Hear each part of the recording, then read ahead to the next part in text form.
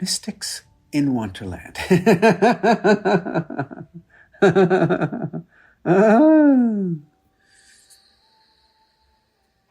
What is a mystic? And what is the wanter? This playful invitation that I offer here. This play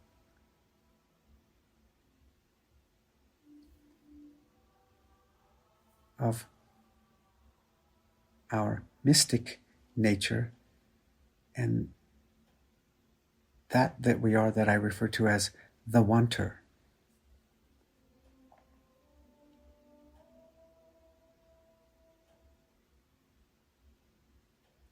Over a 23-year process, I began hearing melodies for an ancient Sanskrit text called the Pratyabhanya Hridayam that reveals energetically, vibrationally, to anyone who is interested in receiving it, the story of this realm that we're all experiencing, that I'm playfully calling Wanterland. The land of the wanter. And the invitation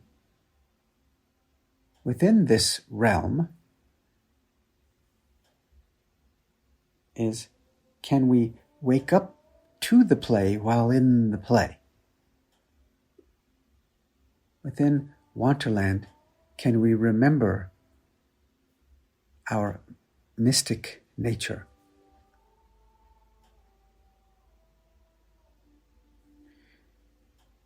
When the final melody arrived for the Pratyabhanya Hridayam, that morning there was a realization that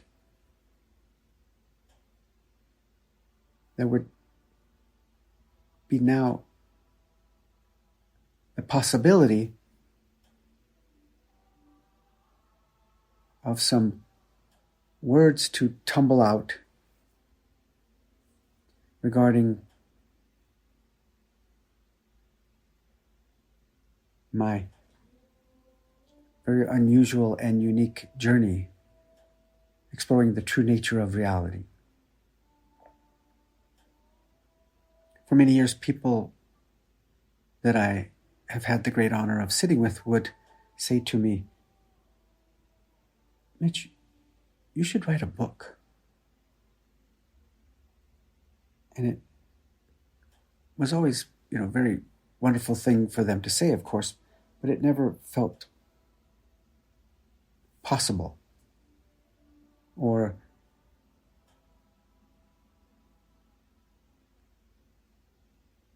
even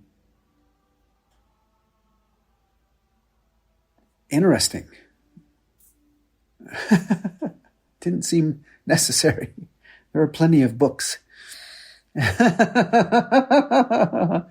that morning, when the final melody arrived for the Pratyabhanya Hridayam, it became clear now that that was a possibility. And so I picked up my laptop, sat it on my lap here in my chair that I sit in here at the studio, and invited Grace. Please, if there is to be some words to tumble out through me to share with people, I'm available. And as I just rested into the stillness, the very moment that we're in, that is always what we are, I could feel the lovely possibility of this. And my phone that was on the table to my left made the sound when you receive a text. Ding! I looked over and there was a picture of a little boy.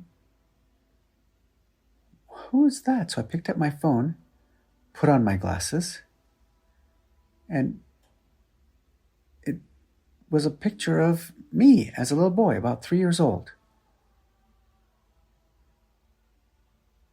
sitting on the ground playing with a little toy truck in the yard.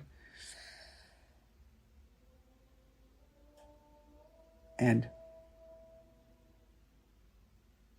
instantly, I then could feel myself re-entering into that part of my journey as a little boy. I could feel the choice that I made to come into this life and live this experience. And in that moment of re-entering into my tiny little life, a little guy life, I could hear an orientation from the divine source essence. And my hands were on the laptop and I transcribed what I could feel, the communication from this divine, loving, very motherly source essence was communicating to me as I was arriving in my little guy life. And so I typed what I could feel was the communication, and it was this. Upon arrival, in absolute love, I hear her say, "Welcome to this wild land of forgetting." Right now, you know who you really are and why you came here. You will forget. And you will get pulled into a story about who you are.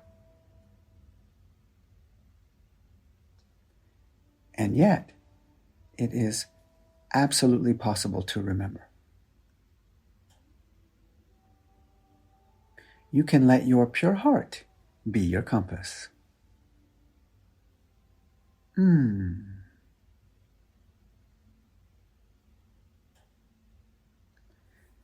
That's our mystic nature, our pure heart essence. That is our mystic nature. We can let that be our compass. And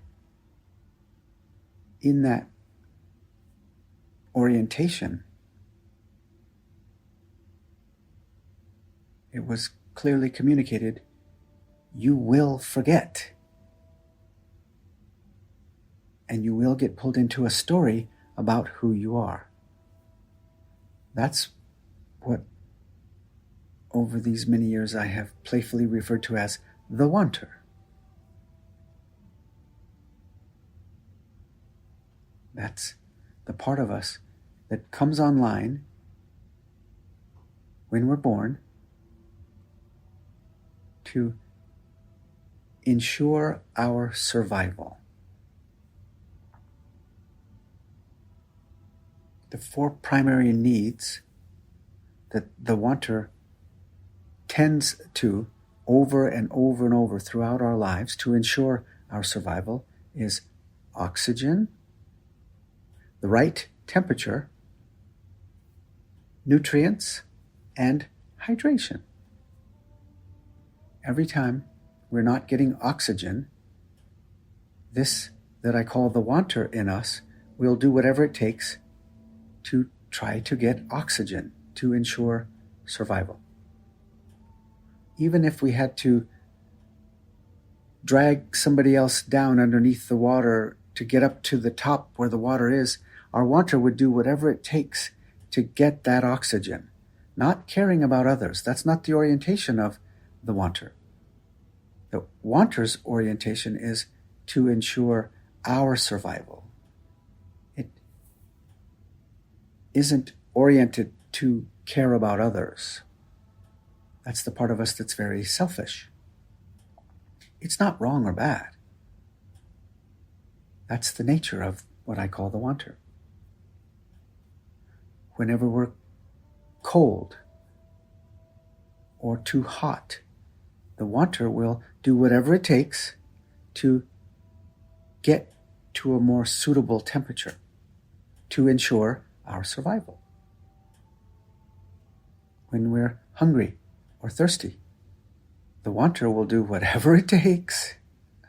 Claw, bite, scratch, club,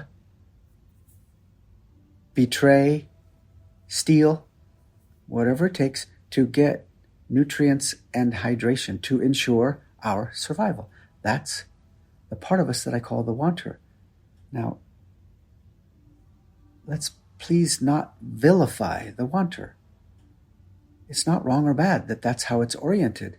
It is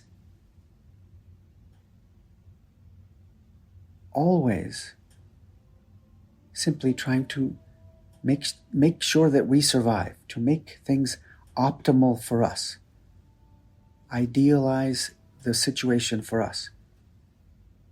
And remember, it doesn't concern itself with others, it only concerns itself with us. So this is what's going on within everyone. Everyone has the wanter that is very selfish, and that's not wrong or bad.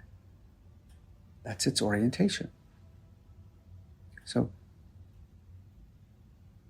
this is part of this realm. We get to experience the wanter. This was revealed in that orientation as I arrived into the little guy life. You will forget. And you will get pulled into a story about who you are.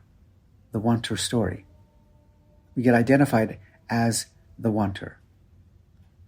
And our wanter creates an identity to try to feel like enough, to counter the core belief that we're not good enough, that is part of the human experience. Every human mind has that core misunderstanding that we're unworthy, not good enough. And the wanter will do whatever it takes to ensure our survival and craft an identity that counters that core belief of being not good enough.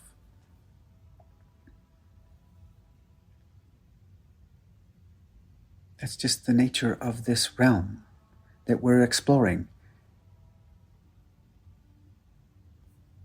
And amidst all of that, there's always this pure heart essence, this absolute love, this absolute compassion and kindness and ancient wisdom that we are.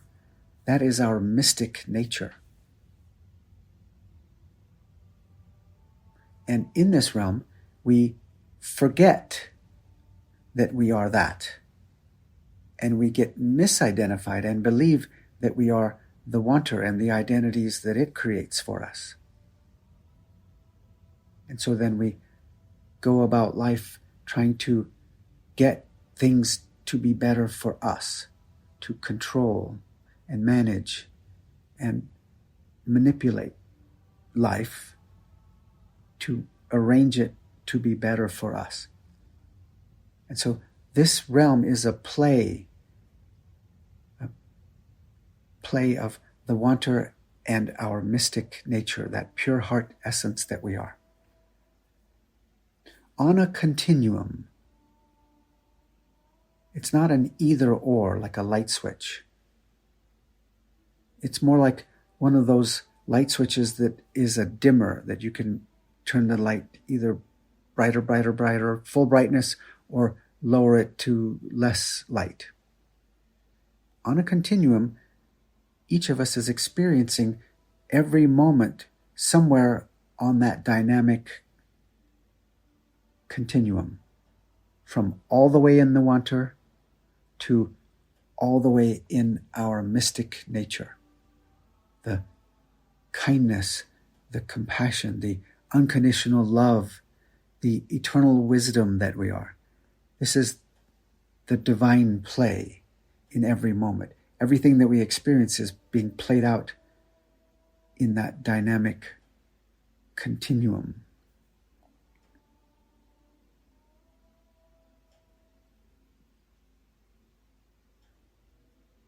And so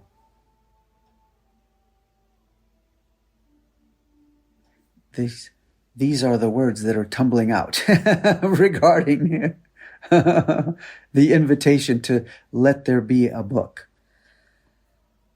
Even though we don't need another book.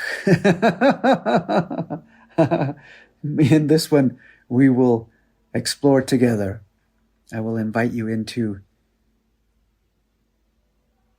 ways of directly experiencing your pure heart essence, your mystic nature.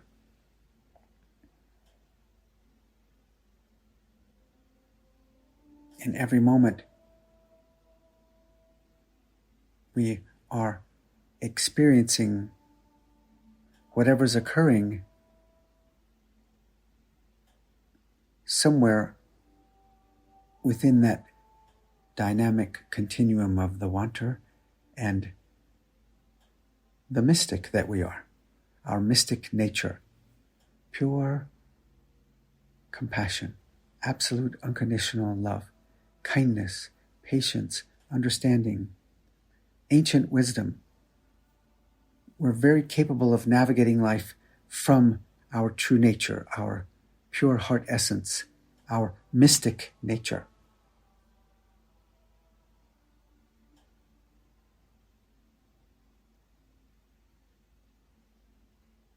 In this wild land of forgetting,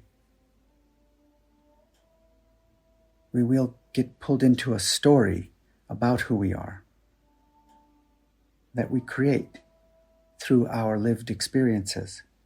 And eventually, when we're ready, we will start to feel a longing inside to find the truth. We might refer to it as we're looking for the truth. What is the true nature of reality? Everyone is longing for that true fulfillment, that contentment, that ease, that happiness. And what we notice when we're experiencing reality through the wanter,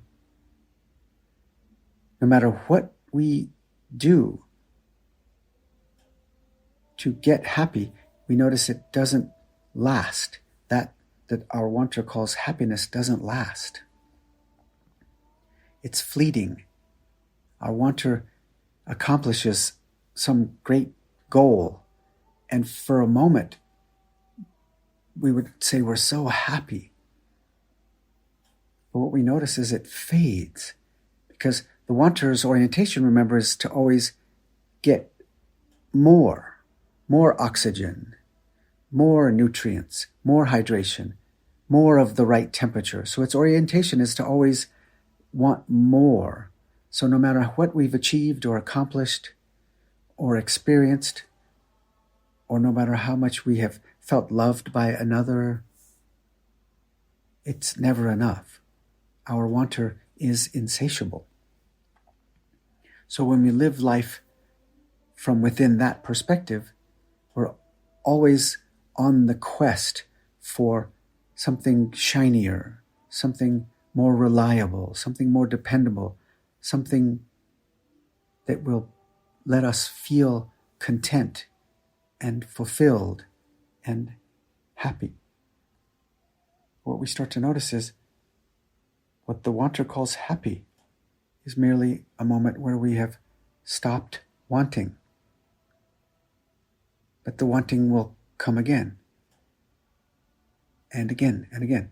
That's not wrong or bad. That's the nature of the wanter. Its very orientation is to always seek more, attain more, accomplish more. And yet we start to discover that it's a hollow quest. It never brings lasting happiness. So then we start to look and find the deeper truth of reality.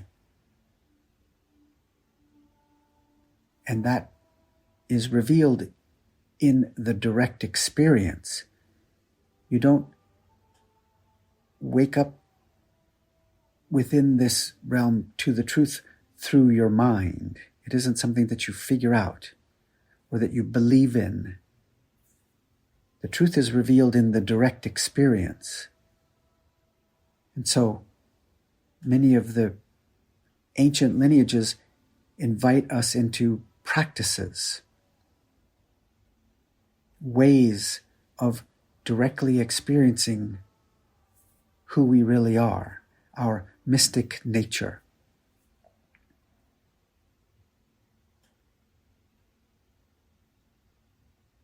I invite people into a practice I call the Name That Thought practice, that gives you a chance to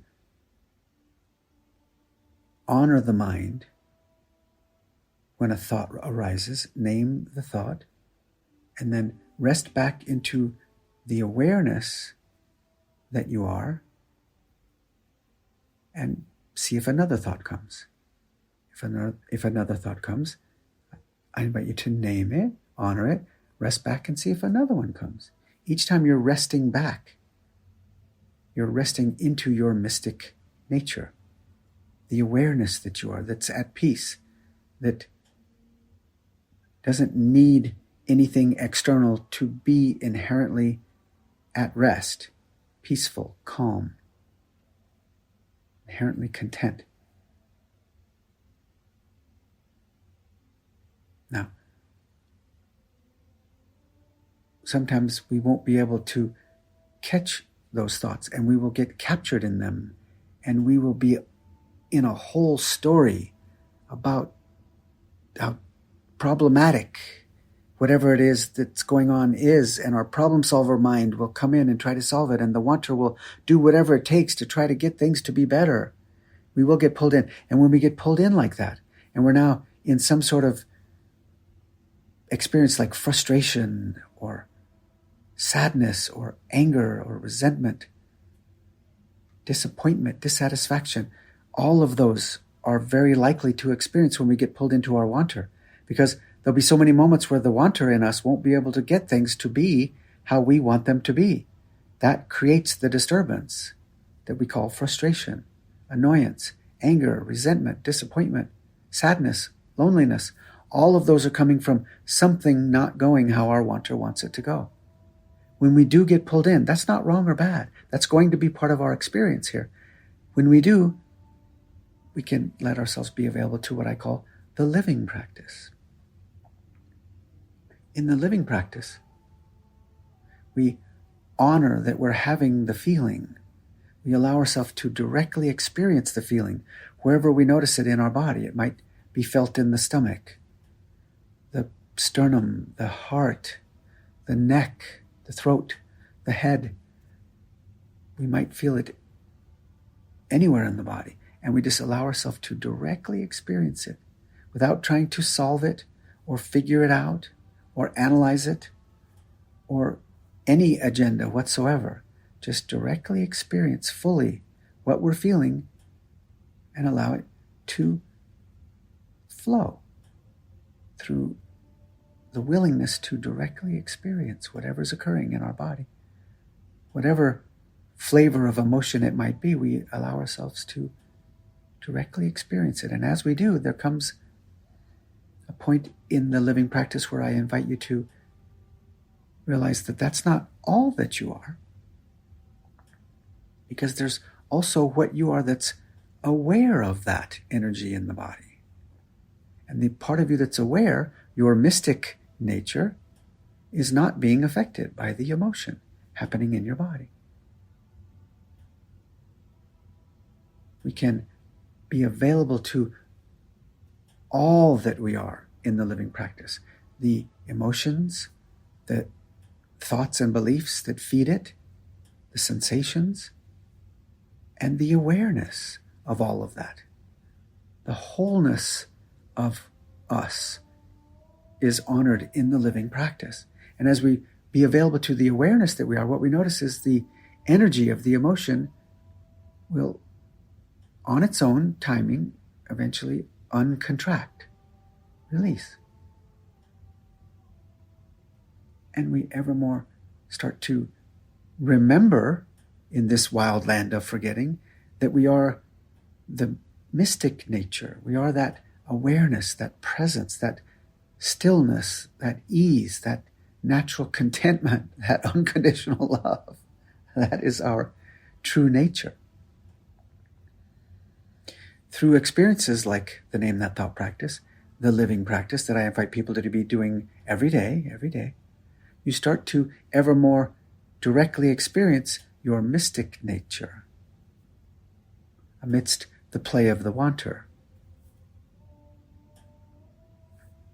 Another practice that I invite is a practice I call the loving blessing practice. This was a practice I learned in my years at the ashram called Ashirwad, which means letting the love that we are be shared as a blessing. In this practice, we're invited to let someone come into our awareness. It can be a person, an animal, a flower, that you can feel unconditional love toward, and let that love that you are be shared as a blessing. When we enter into this practice, we can directly experience this awareness that we are, that's inherently, eternally, absolutely, unconditionally loving. And we let that love be shared, because the love that we are is not only a noun, it's also a verb. It loves. When we experience that, we can then start to remember in this wild land of forgetting that we are the love that we've been looking for. The love that we were wanting from someone else to bring to us externally, which was never enough for our wanter. In the loving blessing practice, you start to directly experience that the love that your wanter was looking for, it turns out you are that love that you were looking for. We are the love that we were looking for. It can be directly experienced in the loving blessing practice. And when somebody comes into our awareness, when we're in the loving blessing practice, that we notice we're not able to send love to, that's okay. Don't judge yourself. Just return very gently back to the being that you can send love to.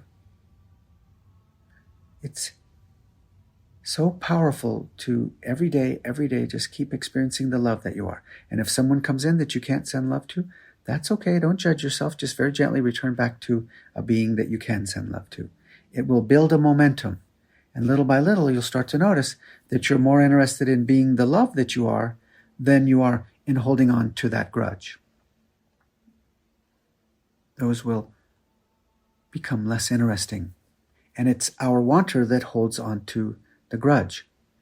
Our wanter has a grievance list against anyone that didn't treat us how our wanter wanted them to treat us. This is the grievance list that our wanter holds on to and feels justified in withholding the love. The more we are in the loving blessing practice,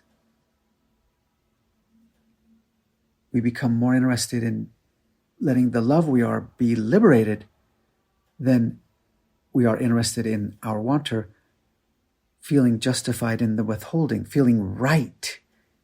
What we start to notice in the loving blessing practice is when someone comes in that we can't send love to, we get to see that we feel so right. Our wanter feels so right about withholding that love. So in that moment, we start to notice we could be right, but we don't get to be love. We could hold on to this rightness of our grievance list that our wanter has carefully crafted through all the years. So we get to be right, but we don't get to be free. We don't get to be liberated. We just get to be here in our prison of rightness about them. That's the nature of our wanter. The more we are in the loving blessing practice, the less we become interested in being right, and the more we become interested in being love.